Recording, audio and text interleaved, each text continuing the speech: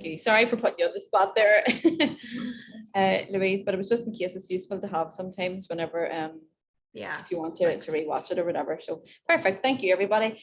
That's great. So down. Okay, we'll go back into the. Oh, did I close that? Oh, there. Right. Grand. So let's start off then with some basic photography, just tips and rules, and these are mostly tailored towards using a smartphone. So it's quite basic stuff here, but it's amazing the difference that it can make to your photographs and just by using or by tweaking it slightly. So the first one I would advise is if you're doing like say landscape shots or say it's a building or anything like that or a group of people, is to try and keep your camera straight or level, where anything that's horizontal, that it looks horizontal in the image, if that makes sense, as opposed to at a tangent. So rather than holding your phone, you know, like this or like this, if you are doing a shot that's where you have a horizon line in it, for example, try and keep that level. Now, there are, I can't remember if I put it at this section I have, yes. So in your camera or your smartphone, I don't know if anybody has, you know, these wee lines, I don't know if you can see them, they show up, they're like wee grid lines. You can hopefully see them up here in the top left that appear. They don't appear obviously in your image, but they can be turned on in your camera app or in the settings. So does anyone, if you don't have those turned on, normally where you would find them, so on iPhones, you tend to have to go into your settings here, and then you would go to the camera settings, and then they're called grid lines, and you just tap on the wee slider button there and turn on the grid lines, and then they are just wee lines that come on, and they have two horizontal and two vertical that show up on your camera screen, and they are really useful when you are taking photographs, particularly of landscapes or like anything outside. If you don't have an iPhone, I think most Android phones, you would normally find this setting within the camera app itself, where you might have like a settings menu in there, but they're called grid lines, so you can turn them on or off. But that's just something very simple. Now, some of the cameras do tend to have, I think it's more so the Android phones, they have a wee bit more sophisticated options. They might have, the one that most people would tend to use would be the one that's, it's called 3x3, but it's two lines, horizontal and two vertical, where your screen is divided into like 9 sections. Some of them give you this option, which is like, it's called 4x4, so you would have like 16 wee squares, but I wouldn't worry about that one. And then there's another one as well called golden ratio. Don't worry about those for now, it's making it too complicated. So I just leave them on, even on my phone, because and I don't know if this is a woman thing or not, because I have talked to an awful lot of other female photographers about it, but even when we're taking photographs with our like our proper cameras, and I don't know if it's just the way our bodies are shaped, but we always tend to take photographs slightly off to the side. So I find it very useful when I'm taking them with my smartphone to keep those wee grid lines turned on. It doesn't do any harm, but it's useful for, and we'll look at this when we come to composition. It's not just for keeping lines straight. They have another useful option as well in terms of composition. So that's just one wee setting. Sorry, bear with me 1 second. She is really misbehaving here. I do apologize. Honestly, it's a cat thing. I've lost count of how many Zooms. There she is, look, and she's very bold, so I'm putting her in the other room. The dogs tend to be better behaved. They just like to be kind of near you, it seems to be. I'm just basing it on the Zoom life and other people's animals. But the cats seem to think, oh, your attention is somewhere else. What's going on here? I'm so sorry. She literally never does this any other time. It's only whenever I'm on a phone call or on a Zoom. So I made a mistake. I forgot I used to lock her in another room. Made that mistake this morning. Anyhow, so that's just a very basic tip. Well, there she is. A photograph of said cat when she was younger. So another basic tip is just to ensure that your photograph has what I would call like a point of interest. So that's when the person who's looking at your photograph looks at it, that they know where they're supposed to be looking at. So if it's a person or an animal, this will normally be like the head or the face. And if it's a close-up one, it would be like the person or the animal's eyes. So think of that as where, when you're composing your shot, that the person, that they will know where to look at. I know that sounds really obvious, but sometimes we don't necessarily always do that. But just think, what do you want to be the most important thing? And then you can use different ways of editing and different ways of composition to make sure that the person, when they look at the photograph, that they know where to look. There's wee tips that you can use. So we'll look at those as we go through the course. This was a shot just I took earlier this year. I was doing like a shoot for a pet food company, and we got went down to Patrons Park here, and then all of the staff got to bring their dogs along. So it was a great day. It was 17 sets of people in one day. Some of them had like one dog, some of them had like 3 and 4 dogs. So I was tired when we finished. But anyhow, it was a great day, and I love working with animals. So, but and then it was just, I know this is maybe some people might think this is like a wee slight distraction, but it was just, it's like a wee rainbow. I don't know if you can see it in the bottom left hand corner. And I was tempted, I didn't know where to edit it out or not, but it was just the way the light was refracting through the lens, because I was shooting with the light coming towards the camera. But I left it in because I did like it. But sometimes things like that can be distracting, but I just thought it was cute as well. But when you look at this photograph now, what I could do is, if I did find that distracting, is you can try and edit it out, and we'll look at one of the features in the app, the editing app that we use, that you can try and remove things that you don't want to have in your photograph. Or you could just also crop it, and crop it means basically that you could just, you know, change the shape of the photograph to get rid of distractions in it. So or there's another getting, not mine. Okay, something again sounds probably very simple, but it can make a big difference to your photograph, is to keep your lens on your camera clean. So depending on your camera that you have, your smartphone, there may be 1 lens, or there could be 3 or 4.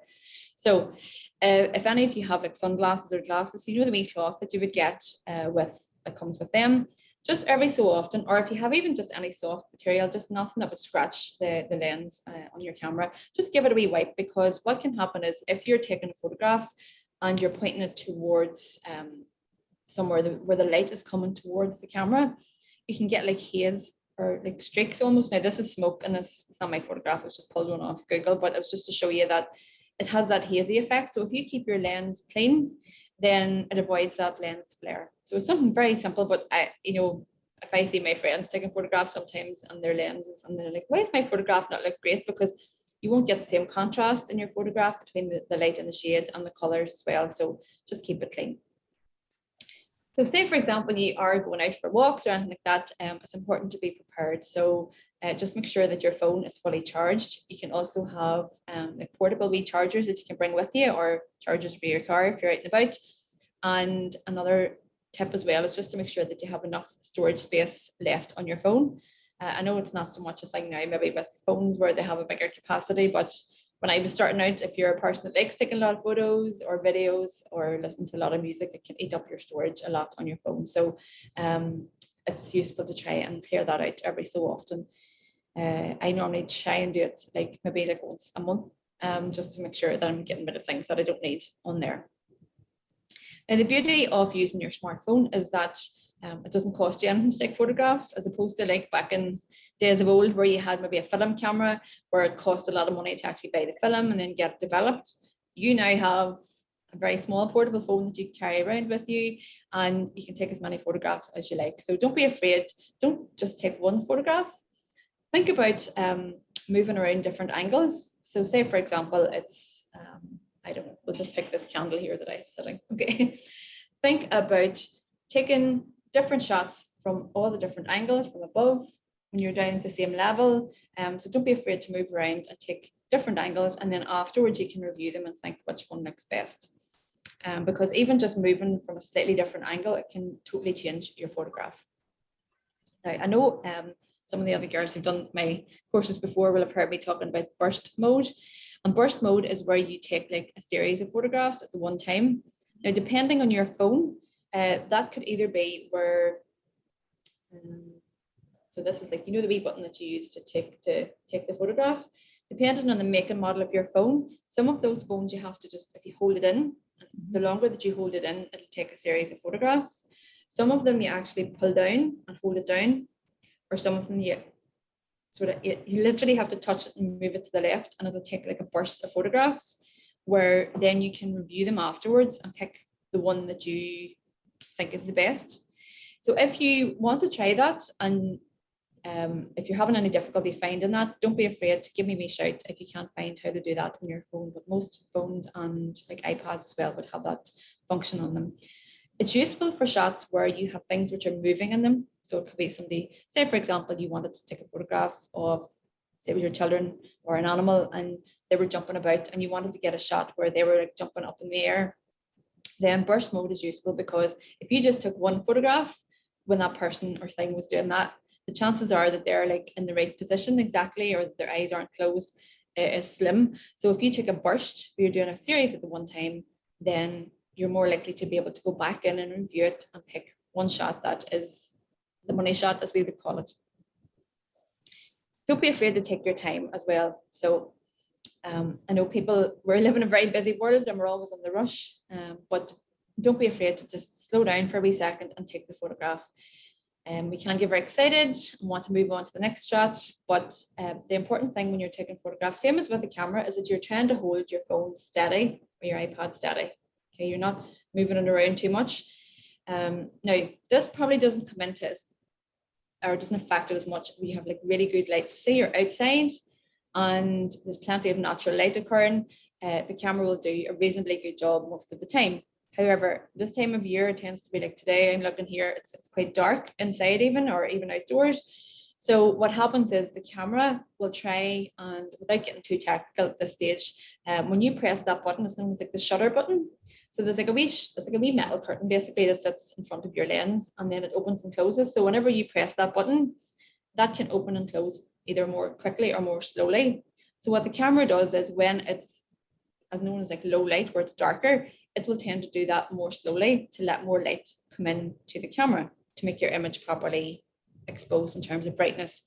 So when you're taking a photograph where it is lower light, you need to take that time just to stand a wee second longer, just to make sure, like, just don't tap the screen and move on. Take your time, stay still, because particularly when it is lower light, the camera has to take a wee second just to take the shot. So I've noticed this particularly, I don't know if any of your cameras have a mode known as like portrait mode in it.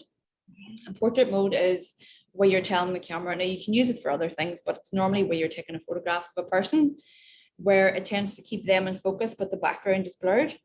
So if you have that setting, I've noticed on my camera that I have it, that you just need to, don't be rushing, take your time, and don't move the phone until you see that the photograph has actually appeared. You down in your wee camera roll, the wee icon on the bottom left down here, just make sure that the photograph has actually appeared there before you move the phone. Yeah, and thinking about before you take the photograph, just stop and ask yourself, could I make this better in any way? Is there anything that's distracting behind the person?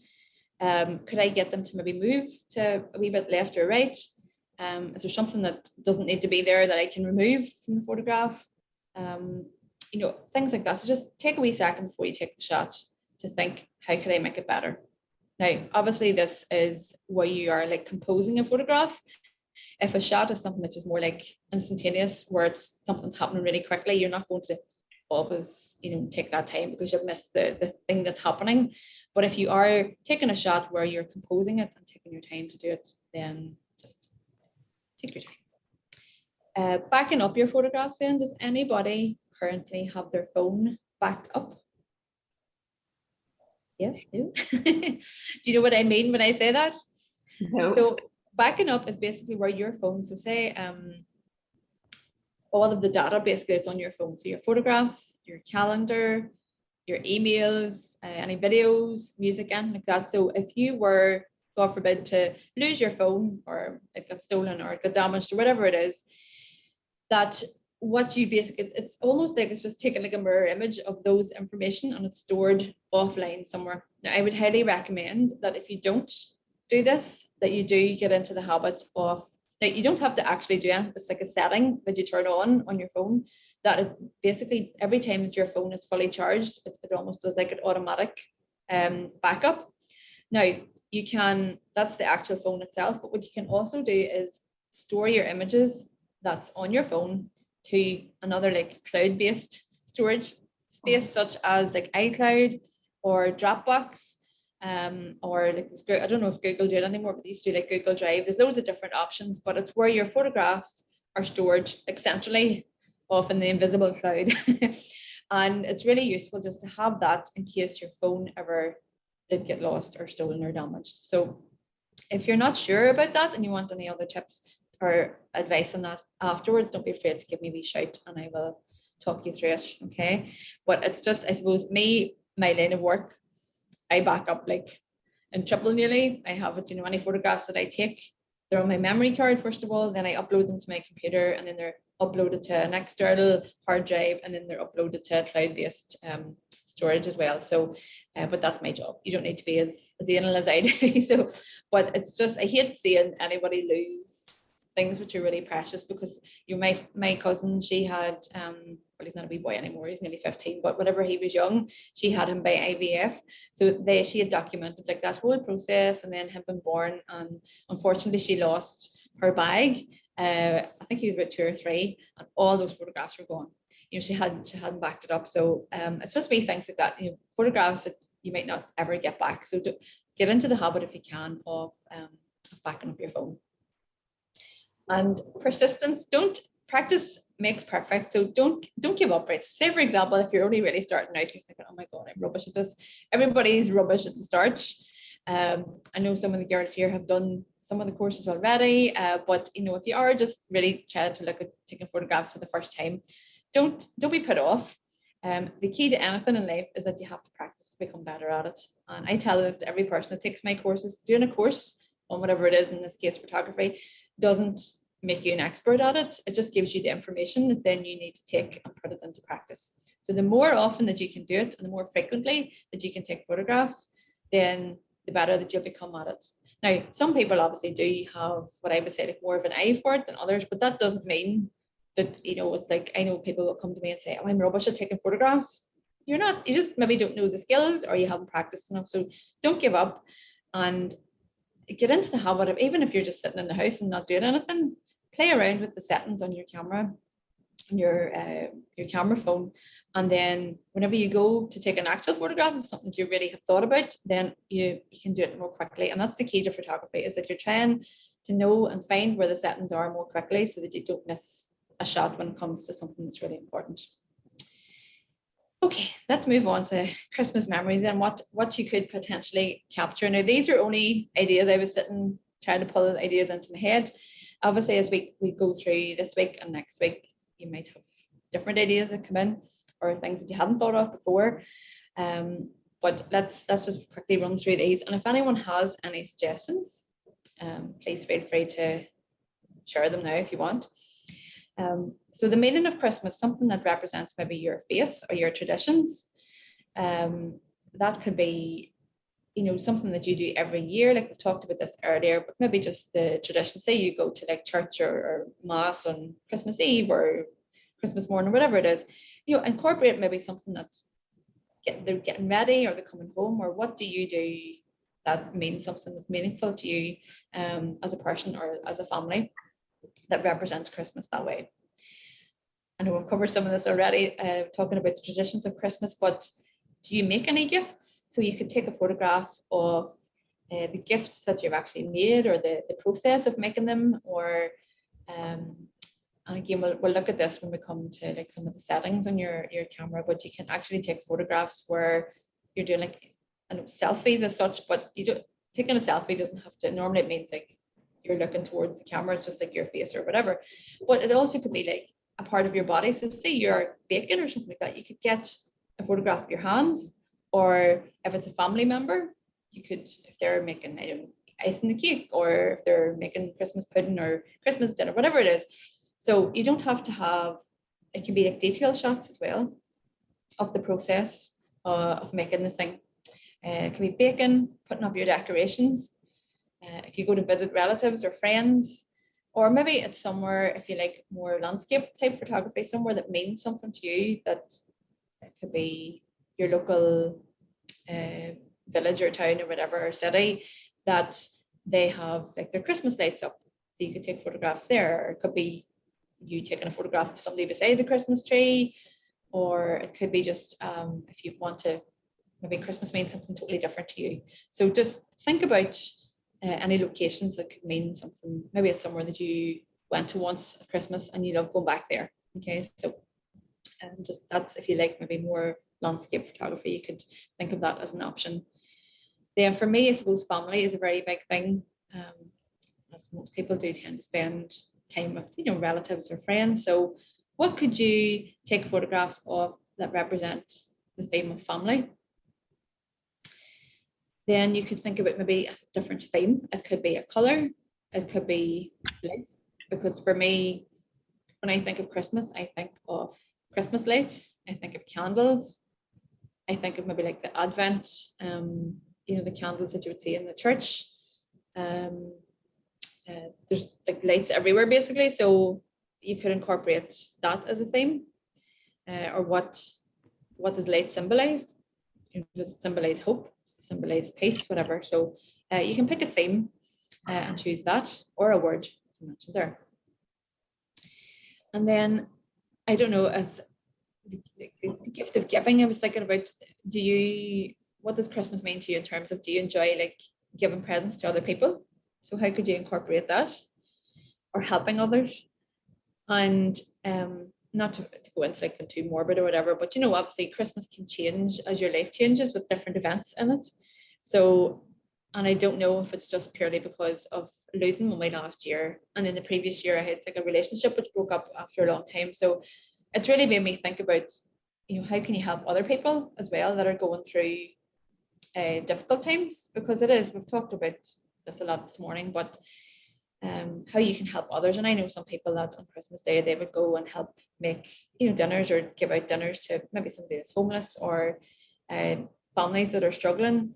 So you could document things that are taking place if that's something that's relevant to your life. And then one of the big things, obviously, food and drink. There's no shortage of options there. If you just wanted to keep taking some photographs of chocolates, or the aftermath, maybe if you have like an empty box of wrappers, it could be something like that, the before and after. And then somebody laying on a couch, you know, after they've eaten their Christmas dinner. So there's so many aspects around that you could pull your inspiration from. Or drinks, it could be, you know, opening a bottle of something fizzy if you partake in alcohol. It could be clinking glasses together. It could be mulled wine, or non-alcoholic mulled wine if you're not into alcohol, or just anything that you can think of that ties into the theme of Christmas. And then again, I didn't know that what Elaine was going to be talking about earlier, but you know, Christmas cards. So that for me is like a day in tradition, you know, and I know a lot of people more so now will donate to charity. They'll say, I know a number of people will share, like say on social media, saying this year we're not sending Christmas cards, we're going to donate to charity. But I still love to get a Christmas card. And I did actually funny this year, because Mummy was majorly into Christmas cards as well. It reminded me what Shelley was saying there. So I think it's a lovely tradition that it would be nice to, even not to have to send like 80 or 100 or whatever, but you know, just to people that actually really do mean something to you. So it could be a photograph of a Christmas card, it could be the card that you're receiving, it could be the inside of the card, or you could take a photograph of maybe a family member if they're writing cards. So you could tie it into that theme, or think about, and I suppose maybe this is something for next week that you could think of working on, but you know what the future holds. How is Christmas going to look going forward? What does it mean to different people? And to tie in with, I suppose, a present. You know, Christmas is, hopefully this year we might be okay about seeing people, whatever, but last Christmas was very different, you know, to a normal Christmas. So how is Christmas going to look going forward? So again, expand on that as you wish. But they're just some ideas that I come into my head when I was prepared for the workshop. So some tips then when you're thinking about the different types of photography. So if you're thinking of taking photographs of food or drink, think about where you're standing when you're taking the photograph. So the angle that you're taking the photograph from. So do you want to like take a photograph like this where you're looking down towards the food? Do you want to have it with your face on? Do you want to have like a wider shot where you're including the food and maybe elements that are pulled together to make the item? Think about where the light is coming from, because light plays a really important part in your photographs. Doesn't matter what you're using to take a photograph, think about where it's coming from, because if you have the light where it's coming towards the camera, and you have the food in between, say camera's here, food, and then the lights come in this direction towards you, taking the photo, then that can make it more difficult for particularly smartphones to expose the shot properly, where it almost looks like your food could go into like a silhouette. So just have to be careful. Preferably you would have your light coming from above down to where it, if you're looking down, or face on where the light's coming from behind the camera. So just bear that in mind when you're taking photographs of anything in general. It makes it easier for the camera to deal with. Think about your background then. Does the color of the background contrast with the color of the food to make it stand out? So say you were taking a photograph of, I don't know, a mince pie. So they would tend to be like a paler color. Have that maybe sitting on, you know, either a napkin, which is a darker color, or a color that will contrast and make it pop. And that's just something to bear in mind as well. And then don't be afraid if you are, say it was a mince pie, you were taking a photograph of and you had it sitting on a nice plate with a wee fork or whatever, then you could sprinkle some like ice and sugar around over the top of it. You could have maybe some of the ingredients that you would include in it, because it adds to the story, or helps tell the story of the photograph that you're taking. If you're taking photographs of people, then think about whether you want to have the person looking to the camera, so that would be like a more posed photograph, or if you wanted to take like a more natural candid style photo, and that's where it's more you're observing what's happening. Because I tend to find that if I'm taking photographs of people, I get a more natural expression where they're not looking directly to the camera. Okay. Again, think about the light. So preferably have the light coming from behind you where you're taking the photograph facing towards the person, because it gives a more evenly lit photograph. Then you could also think about, do you want to feature all of the person in the photo, or just the detail? So it touched on this briefly, so it could be their hands, their eyes, or feet, or whatever it is. But they can make some really interesting photographs, and you can combine different photos into like a collage if you wanted to tell the story of the person or what they're doing in their life. Or why not try and do like an action photo? One of my students, this week, she sent me a photograph. It was of her wee grandchild, where, you know, obviously the weather hasn't been great this week, but he was outside in her garden, and she had like a big puddle, and he was jumping over the top of it. And she only used her smartphone, she wasn't using a professional camera or anything, and she got a cracking wee shot of him jumping over the puddle. Now she said I had to do it a few times to get him in the right spot, but I loved it. I said, that is brilliant. Now, it's not like, technically it's not an amazing shot or whatever, but I loved the concept of it, and I loved the action, because you could feel the movement in the photograph. So don't be afraid if you have willing models to get them to move around if you like taking photos of people. Then landscapes, just generally, this is not specific to Christmas, but think about the time of day that you're taking a photograph, because it can make a big difference to your landscape shot.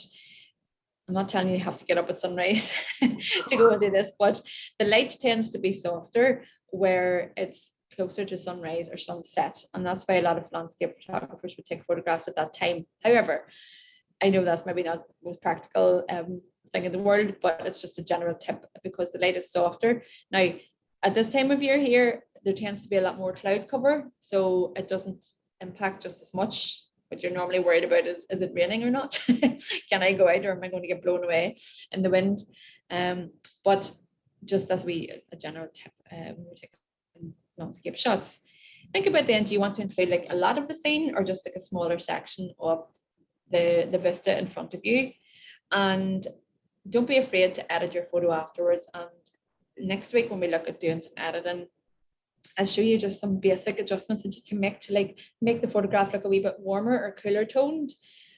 This time of year, so think of like the sun when it's going through the sky, and in the summertime the sun normally tends to go like, so it's going up in the sky and coming down, so it's more like a full, you know, like it's almost like a semicircle. At this time of year, it tends to be more of a lower arc like that, so the sun doesn't go up very high in the sky, and it doesn't, you know, the trajectory isn't as wide. So, and the light tends to be almost cooler, so overall your shots could look a wee bit cooler or flatter. So there's very quick and easy ways that you can adjust them and make them look a wee bit more interesting in the editing app, which we will look at next week. And then, as I mentioned before, try and keep your horizon line straight. Now, this was just something I was thinking about in case anyone does like taking photographs of, the festive light sources, I call them. So it could be fairy lights, it could be the Christmas trees in your local town. You could have trees or what do you call them? Not ornaments outside, but like you have displays or whatever outside. So normally, if you are taking photographs of something that's normally, these light sources are they're very bright in relation to the area around them that you're taking the photograph, okay? And that can tend to be a wee bit more challenging for a smartphone when you are taking the photo. So I think if I did this right, I have some tips in the next wee slide as to how you can adjust the brightness when you're taking a photograph to try and make sure that the shots look the best that they can. Okay, so we'll come to that in a wee second. Another thing I would say is don't be afraid. Your photographs don't have to be perfect, okay? Because I have seen some of my students that take photographs and they're a wee bit more creative or abstract that make totally unreal shots, okay? So don't be afraid to get in nice and close. Now, it might look out of focus or blurred, but play around. So if I am taking a photograph, let's see if I grab this. Oh, it's falling apart. Say it's a flower or whatever, but say this is like a light that you're taking a photograph of. Take one that's further back, and then don't be afraid to go right in and play around and move the lens around and see. You can get sort of like all sorts of really cool shots.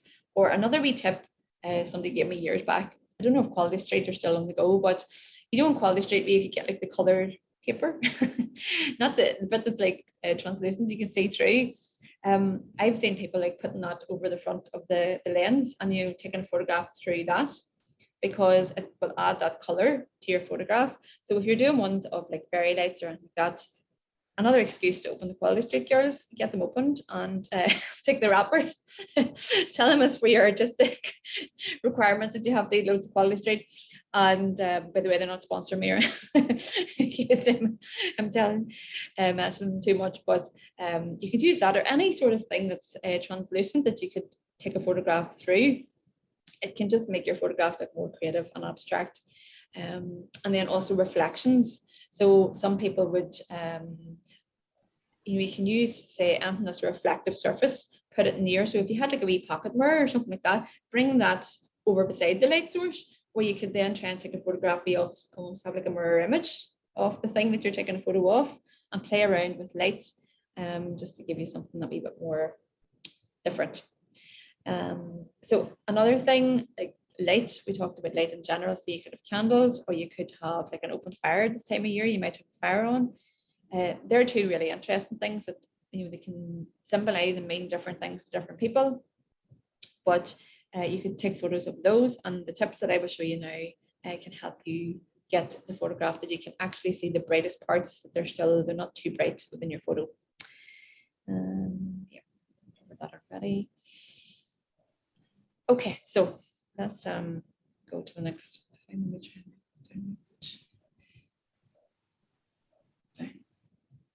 So I'm just going to start off with iPhones first of all.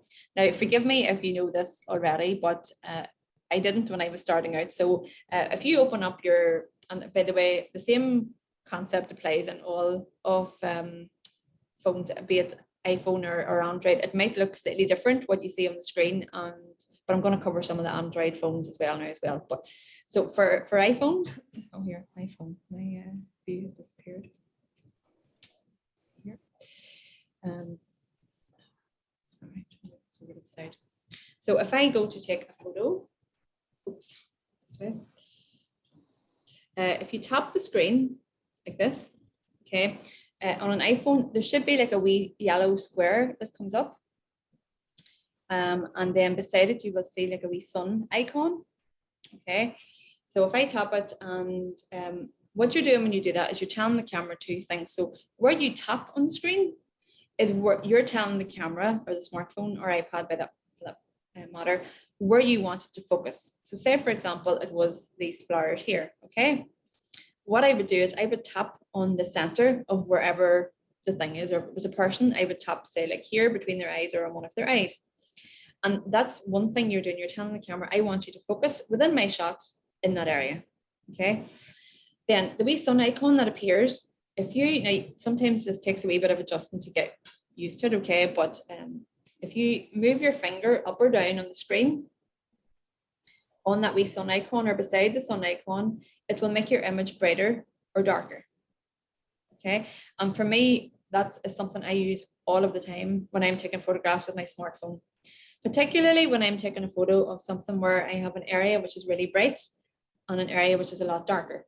So this is very useful if you are taking photographs of, a fire, candles, artificial lights, anything like that, that you're doing maybe just a shot of them where they're relatively big within your frame, or a landscape shot as well. I would use it a lot if I'm doing like sunsets, where I would tap, obviously, to tell the camera where I want to focus. And then on the wee sun icon, I'm normally moving it down where you're making it a wee bit darker, because what happens is the camera tends to normally be a wee bit too bright and the overall shot looks too bright. What you're doing is you're bringing the sun icon down to make it a wee bit darker, where the brightest areas don't appear as bright, and it brings some detail back into the darker areas.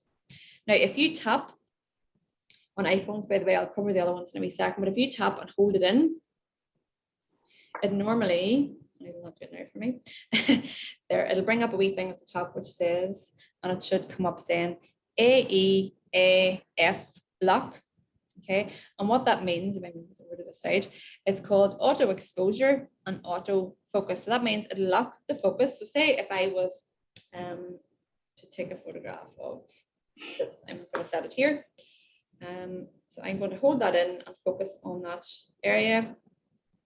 So it has told the smartphone, you stay focused in that particular area, okay? Whereas if I was to move the photograph and try and take a shot further away, because I had focused in close, that's going to look out of focus. So it locks the focus until you take the shot, okay? And then it also keeps the exposure, and the exposure is how bright or how dark your photograph is.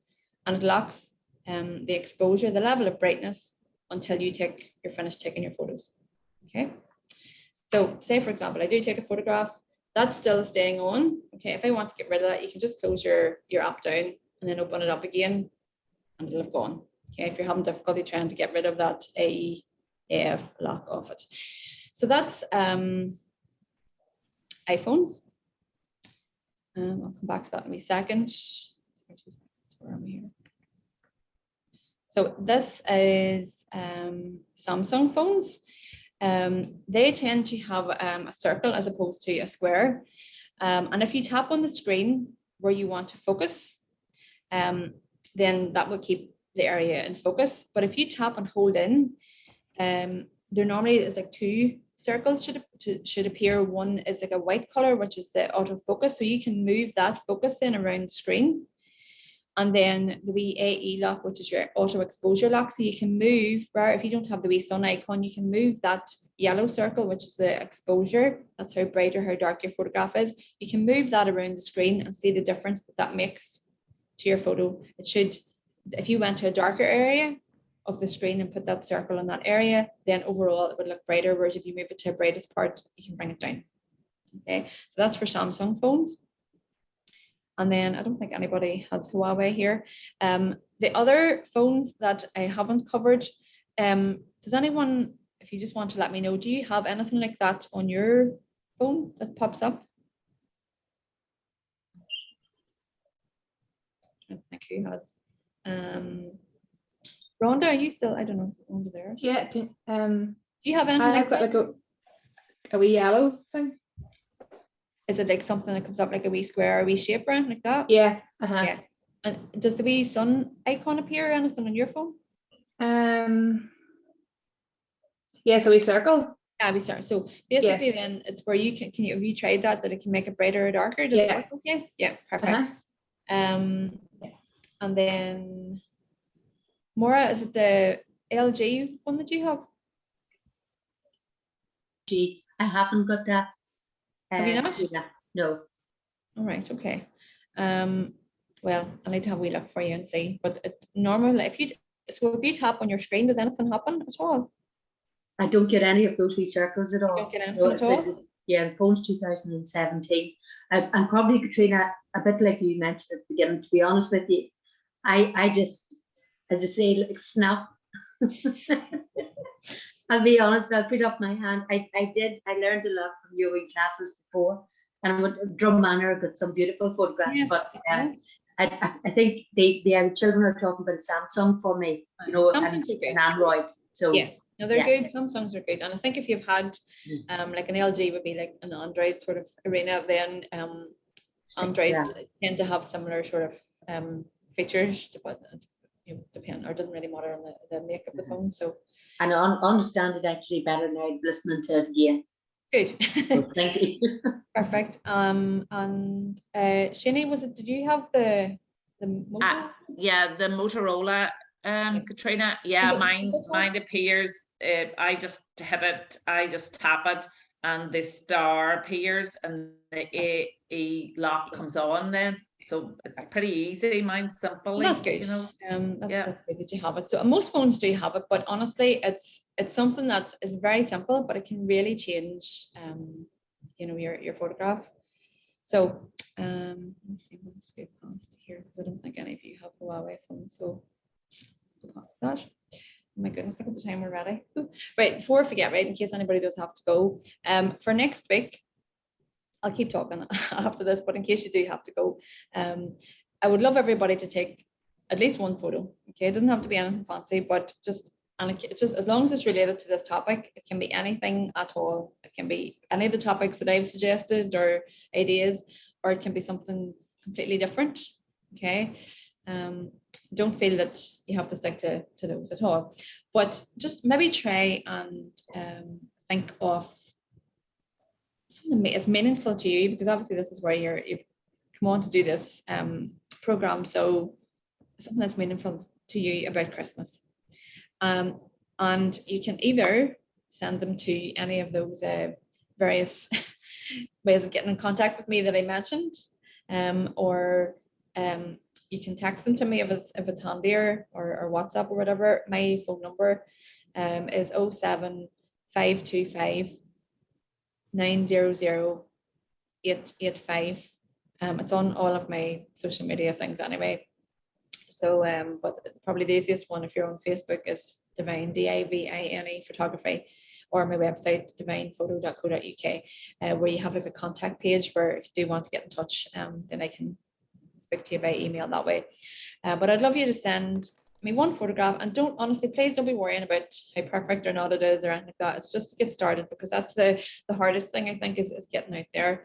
Or feel free to send me a couple of photographs. Doesn't have to be just one. And if you have any questions about it or whatever as well, don't be afraid to ask. Maybe why did it not work out, or how could I improve it? And then next week I'll probably just pick like one from each person, and we'll just run through them at the start of my section next week on the class. Okay. Diane has a question there. I think it just came to me instead of to everyone, but do you recommend a specific portable charger? No, not specifically, no. You can get, I mean, I'm sure there are expensive ones, but the ones that I use, I just got them in like B&M. So it doesn't have to be anything particularly fancy, to be honest. It's just something that I would charge it up, just like a USB. If I know I'm going to say like an event or something like that, I like say I was going, not to go to concerts anymore, but when you could go to or somewhere that I knew I was going to be away for a long time, then I would bring a couple of those with me just to have them. But you can get them, I mean, on Argos online if you don't want to go out and about, or like B&M, Home Bargains, anywhere like that, they have portable chargers. Or I would tend to just use in my car, I would have it's just like it plugs into the cigarette lighter, and then you have the cord that can charge your phone when you're on the go. So I would use that as well. All right. Okay. Can anybody stay for me a while, or do you have to go? No. Or do we have to finish up, Louise? Sorry, have we? No, I don't think we do. But maybe you have to go. I will nip back into the Zoom and see. I usually set it for a good half hour more than we need. Yeah. So I'm not going to drop off. I want to try and get even a wee bit of the composition done, just so that people I'll run through it. But it's just I would like them to have this before they go and start taking photos. Is that okay? Is that all right? Yeah, also we're recording it. If anybody does have to leave, I will send everybody this recording anyway, because You've covered an awful lot of stuff, Catriona. Sorry, have I done too much? Maybe No, I think it's brilliant, but I don't know if everybody else is like me, where it all makes perfect sense when you just explained it. And then I go back and have a look and go, I have no idea what to, I don't know. I know she said something about this, but what was it? So no, not a reflection on you at all, much more a reflection on me. So I will send everybody the recording. So if you do have to leave, just leave and we'll make sure you get the recording. Perfect, thank you. It's just I want to try and run through some of this. I'll try anyway. I do talk too much, sorry. So I'll try and get through as much as I can. So composition is where you're placing elements to make your photograph look better. Move that up there. So we talked about this already. So this is the grid lines that you can turn on your phone or in your camera app within your phone, and it's known as like the rule of thirds. So basically your image is divided into like 3/3, top, middle and bottom, and left, middle and right. And in theory, anything that is your eye tends to be drawn to the things which you place at these points, okay, within your photograph. So if you're taking a photograph of, say, a landscape, you could place it the horizon line either along the bottom third or along the top third. Now the most important thing is normally, this shot's slightly different, and I'll explain why in a wee second, but normally what you give the most precedence to in your photograph, as in the most space, is the thing that there has to be something exciting happening. Now in this case, these are all been taken on my smartphone, by the way, these photographs that I'm using here. I placed the horizon line lower down purely because there obviously is more going on here than in the top half. But the reason I did that was because if I had have placed this higher up, like this line here, moved it up there was distractions in the foreground. So that's why in this instance, I placed the horizon line lower down. This time there was more happening in the sky in this particular shot, so that's why I placed was not the horizon line's lower down. By the way, when I say these, you don't have to place it exactly on that particular line. It's in the general area, okay? But it's just like a guide to help you. But it's useful, I find, if I am doing a shot where I'm trying to keep a horizon line, say it's a very straight horizon line, and you would quite obviously see if it was slanted, then I would tend to use this wee guide here to place it along that line, because it's useful when you're taking your photo. And then this area, or up here, the sun was just behind these trees, so I wanted this to be the focal point. So I was using this train track as the leading line, I guess, in a line drawing you in there, and then I placed that area on this intersection here. So for portraits, don't feel that you have to place the person directly in the middle of your shot. You can place them off to either side, and then the eyes, I have them roughly around this this point in the image here. So these are just wee guides to help you when you're taking photos. Don't be afraid to focus on one subject. So say it is a mince pie, I know I keep using this example, but say it's that, or a glass of mulled wine or a cup of mulled wine, whatever.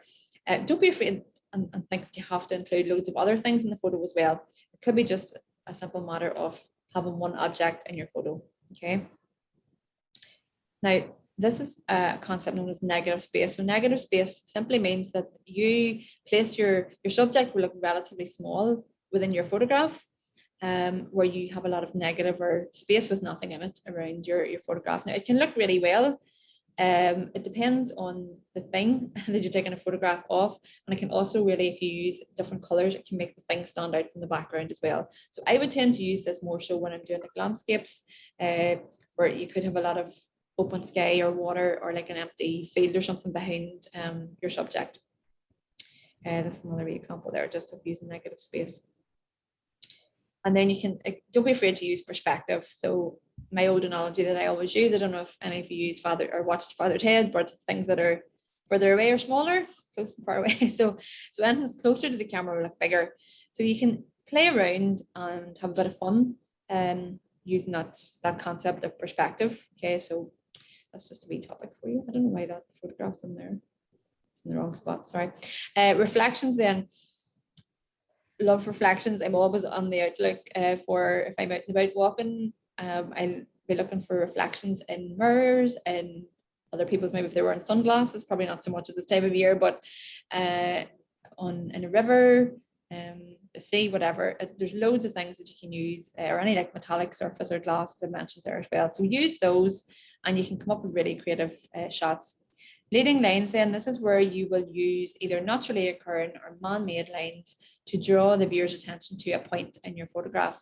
So they could be like staircases, as I mentioned, train tracks, a path, whatever, and it can be circular, it can be straight lines. That's just like a stairwell that I took a photograph of a few years back. Another composition tip then is, as opposed to using negative space, where you leave a lot of space around your subject, you can also fill the frame, and this means that you are making your subject very big within your photograph. And this is where you would get in nice and close. And that tip where I give you about focusing using tapping on the screen is very useful in this instance, because this shot, this was actually taken up in my mum's house. It was during lockdown last year, and or was that this year? No, last year. I forget what year it is now. That was last year, and I got in really close into the daffodils, and then I tapped on this part of the screen here to make sure that I wanted the center of the flower to be in focus. So that's a good wee tip when you're taking things that are up close. Same there, an example as well. Now, if you do take a shot where you're including more of the background, not just the middle or the center of for a detail, then this is all about adding context, and this is where you come into like storytelling. So you're telling the story of either where the person is, what they're doing, how they've got there. So it's the opposite to filling the frame. You're drawing or pulling back and taking in more of the scene. But the important thing is, if you're going to go down that route, think, does it actually tell a story? That's the important thing. Or sorry, I've skipped past that. Or do I not need to do that? So for me, when I'm taking a photograph, if I'm taking a shot where I'm doing that fill in the frame, it's more about details, and it's more about, if it's people that I'm taking a photo, it's more about emotions or connections between them. Where if I'm taking a photograph of telling the story about where they are, then you're taking in more of the scene. So just think about, your photographs always tell stories. So think about what you want your photograph, the story that you wanted to tell. Okay. Your viewpoint then, this can make a big difference to your photograph. So I'm always telling people to shoot from like different angles. Now, obviously, depending on your health and fitness, some people can do this, have more options.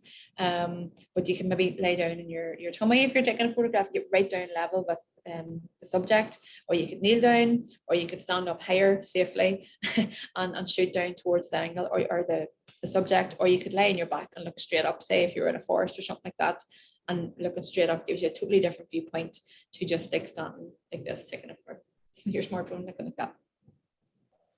So this just another wee tip as well. If you're taking photographs, sorry, let's back up. It's very hard to see. Not in the shot. There we go. So if you, sorry, it's really doing my head into it. It's moving around. So if I'm taking a photograph, like as normal like this, your lens will be up at the top. Very simply, if you turn your phone upside down, just think your lens is moved down to a lower angle. So for this shot here, I turned my camera upside down and then put it on the ground like that. And it means I was getting like a bird's eye view almost of the shell and the stone. Whereas if I took it like this, you're almost looking down. So don't be afraid to swap your camera. You know, and similarly, if you're doing like landscape, your lens is up here. Whereas if you turn it upside down, it's down at the bottom. So you just think about the angle when you're taking photographs and how you can use your phone to give you a different perspective, and try that the next time if you're out, particularly more like with landscapes and like architecture and like that. It can make such a big difference turning your phone just upside down and taking a photo. And then your angle of where you're taking, thinking about where the light is coming from. So this is the exact same like monuments, like on the exact same day at the exact same time, and the only difference here is that this one I was standing facing towards it with the light coming from behind me. This one I walked around behind it and I took a photograph pointing directly towards the light, and you can see how dramatically different that they look. Now, this is again one of those options, or one of those times where you can use that wee tap on the screen to your advantage.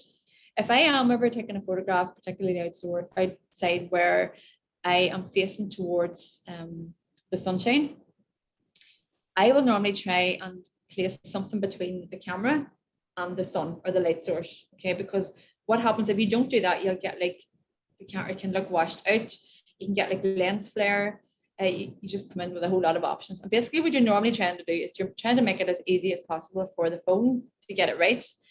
Now, what you might find is that when you do shots like this, the subject will go into silhouette, but it can make for a more dramatic photograph. Does that make sense? So just think about where you're taking a photo and where you are in relation to the light as well, and move around and take different options. Same sort of concept there, just getting down lower down to the ground. And that's if you're taking photographs of people. This was just a wee jokey thing I normally include in my classes, but men tend to like get photographed from like where the photographer's lower down than them, looking up to them, because then when the viewer looks at the photograph, it sort of puts them in a position of power. Example. It tends to be politicians and sportsmen, as I say, whereas women, unfortunately, we tend to like normally take photographs looking down at them because it's the way it's been done. But anyway, feel free to break the rules. Then adding depth. So because photography is a two-dimensional medium, you just think about how you can convey the sense of depth to your photograph. And one of the ways you can do that is using a technique where it's like overlapping, where you're adding layers to your photo. So say, for example, trying to think of something you're taking a photograph of. Say you were wrapping a present or something like that, okay? So you're indoors, you're not outside, and you have it sitting flat on the table. Say you had like a bunch of flowers or something like that, you can pull those over, and because they're closer to the camera, if you're taking a photograph looking straight down, then the eye, when we see that, even though it may be like slightly out of focus, it's adding depth. It's telling our brains that there's something between the subject and the camera, okay? So it's adding in layers of depth to it. Same applies outside, okay? And if it is landscape shots, just think about where you're standing, that you can add those layers into your shot to give it that, it tells the brain then this is going back, if that makes sense. Framing then, this is where you can use naturally occurring frames such as like trees or archways, and then you place them around the edge of your photograph, and then that draws the viewer's attention into the middle of the frame, okay? So this is where if I had stood further out, the trees wouldn't have been over the top of me, and it would have still been a lovely shot, but by me stepping back underneath the trees, then it adds that sense of depth into the photograph, because then I can see things closer to the camera and further away. Backgrounds then, think about backgrounds. They make such a big difference to your photograph, and so I'm just going to try and skip things to think about. Think about color and texture, and either plain or patterned backgrounds, and how they can make your subject stand out. This is the photograph that I was telling you about that actually got shortlisted for one of the finalists for the Photographers Awards last year. And like, it was just randomly, I was up in Donegal, took a photograph on my smartphone, and I'd never seen seaweed that color before, but because the blue and the orange are like complementary colors, you know, in the color wheel, they really stand out and pop against each other. And that's just, I took the shot looking straight down. So straight out of the smartphone, and I think I edited the color slightly just to make it pop a wee bit more, but it did look as visually attractive that in real life. So that's why color is so important. This is texture. So the wee fine lines of the feather against the textured background behind it really makes it stand out. And then color again, purple and green are opposite on the color wheel, and they really pop against each other. And then black and white. So black and white, if you if anybody, I don't know if you like black and white. For me, black and white is timeless. It's very classic. I love it for like portraits and for some landscape shots, but just bear in mind, if you do like, well, sorry, I should say, some phones will allow you to take a photograph in black and white. I would normally recommend that you take it in color and then that you edit it afterwards. That way you have your original photograph plus you have, you know, your copy. If you're not sure how to do that, you can do it normally very quickly just within the camera roll. There's like edit photograph, and you can go in there and tweak it in there. Or I will hopefully get covered next week in the Snapseed. That's the wee app that you can use where you can convert your image very quickly to black and white. Okay, so, but it can be very impactful. But again, think about, I mean, there's certain images I won't convert to black and white. Say if I was doing a Christmas tree lights, I'm not going to convert that to black and white because I want to have the color. So think about what you want the photograph to say, and does it work better in color or black and white? Right, I'm going to leave it there because that's enough for today. Oops, back to this. Stop share. The time almost goes so quickly. I don't know. I hope you found that useful. Thank you. Is it okay? Yeah. Did you get some tips, useful tips? I know some of the girls might have heard some of that before, but I actually think it's better the second time, Catriona. oh You really? know, we did the course. I understand it now because I did the course before, and you instinctively use those things but don't know why you're using them. Exactly. So yeah. So And it that's helps. all I would say to you is photography is the more you do it, then you know the easier, and it's like that as you it's like inherent, it just becomes like second nature and you don't even know why you're doing it. So that's why practice is so important. Thanks, Maura. Thank you. So yeah, any questions?